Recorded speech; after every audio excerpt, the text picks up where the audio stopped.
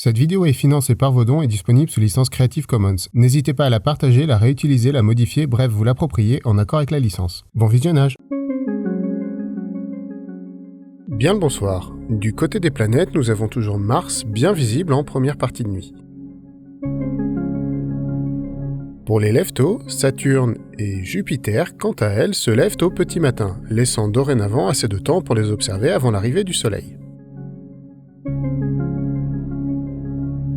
Niveau constellation, nous allons tout d'abord regarder bien haut dans le ciel pour trouver la constellation la plus connue, la Grande Ourse. Vous noterez que la Grande Casserole n'est qu'une partie de la constellation et que dans son ensemble, elle ressemble pas trop mal à une ours. Enfin bon, si on nommait la longue queue. La mythologie varie un peu sur les détails, mais dans les grandes lignes, ça se rejoint pas trop mal. La constellation représente Callisto, nymphe d'une beauté exceptionnelle faisant partie de la suite d'Artémis, la déesse de la chasse.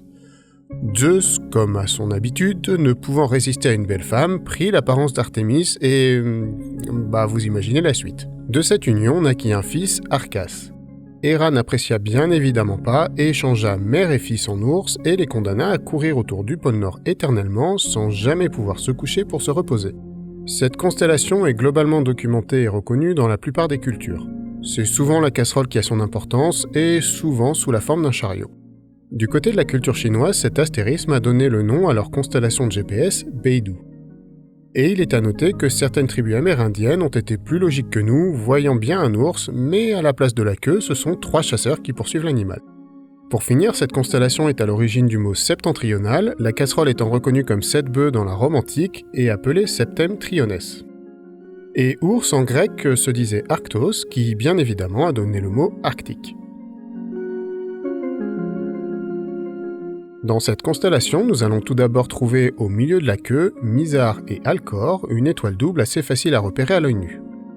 Avec une simple paire de jumelles, vous pourrez voir qu'une 3e étoile se cache entre les deux, et finalement, avec un bon télescope, vous pourrez voir que Mizar est elle-même une étoile double.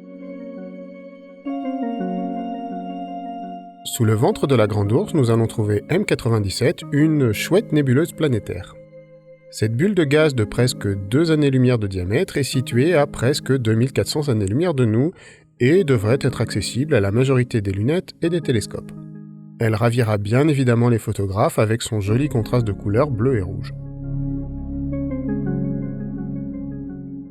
Ensuite, au-dessus de la tête de l'ours, nous allons trouver M81, la galaxie de Bode, et M82, la galaxie du cigare.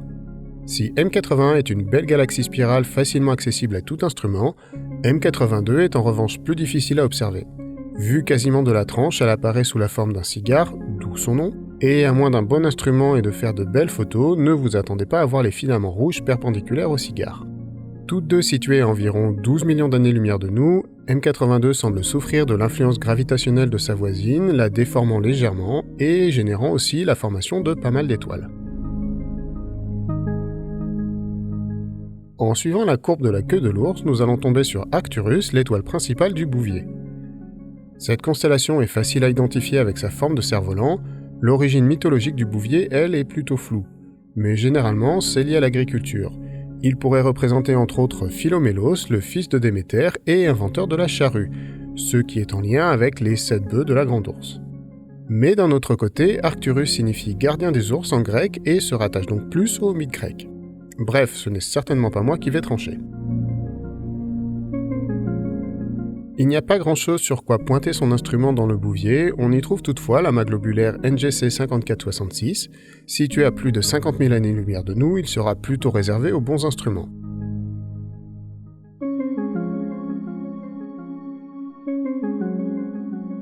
Pour finir, le Bouvier est accompagné de ses 2 fidèles toutous, Cara et Astérion, les chiens de chasse. Quasiment à mi-chemin entre Cor Caroli et Arcturus, nous allons trouver l'amas globulaire M3. Cet amas est très riche en étoiles et on estime qu'environ un demi-million d'ailes pourraient être rassemblées dans cette boule d'environ 160 années-lumière de diamètre. Situé à environ 10 000 parsecs de nous, il est à la limite de la visibilité à l'œil nu dans un ciel pur, tout instrument fera donc parfaitement l'affaire pour pouvoir l'observer. Pour la Lune, nous allons regarder non loin du limbe Est, au sud de la mer de la Fécondité, pour trouver le cratère de Petavius. Il est nommé en l'honneur de Denis Pétot, philologue français du XVIIe siècle. Assez vieux et pas mal érodé, ce cratère se caractérise par ses bords larges et nettement visibles. D'un diamètre de 170 km, il fait 3500 mètres de profondeur. Un pic central est clairement visible en son fond et une crevasse court en quasi-ligne droite du bord jusqu'à ce fameux pic central. Difficilement observable à sa sortie de la nuit, passant le terminateur au jour 2, il ne faudra pas traîner après la pleine lune non plus puisqu'il disparaîtra dans les ténèbres au jour 17. Niveau événement, commençons par éliminer le fumier. La pleine lune sera à son apogée, on va donc entendre parler de la superlune. Je vous rappelle donc l'existence de mon vlog sur les bêtises lunaires, à partager évidemment si vous voyez passer des idioties du genre. Le lien est dans les fiches et en description. Dans le plus réjouissant, nous avons maintenant la comète C2020-R4 Atlas qui s'est dorénavant éloignée du Soleil et est de nouveau visible. Actuellement dans la constellation de l'Aigle, elle n'est visible qu'en seconde partie de nuit, mais elle va se lever de plus en plus tôt alors que le mois avance, traversant Hercule puis le Bouvier pour finalement se diriger vers le Lion. Récemment observée à magnitude 8.9, elle devrait atteindre son pic de luminosité autour de 8.5 dans environ une dizaine de jours. Et pour finir, nous avons 2 essaims météoritiques cette lune, tout d'abord les Lyrides dont le pic aura lieu le 22. Pas très impressionnant sur le taux horaire, cet essaim est surtout intéressant pour sa richesse en bolides, les fameux Lyrid Fireballs. En plus, la lune tout juste gibbeuse ne posera pas trop de problèmes, donc pourquoi se priver de mettre le nez dehors ?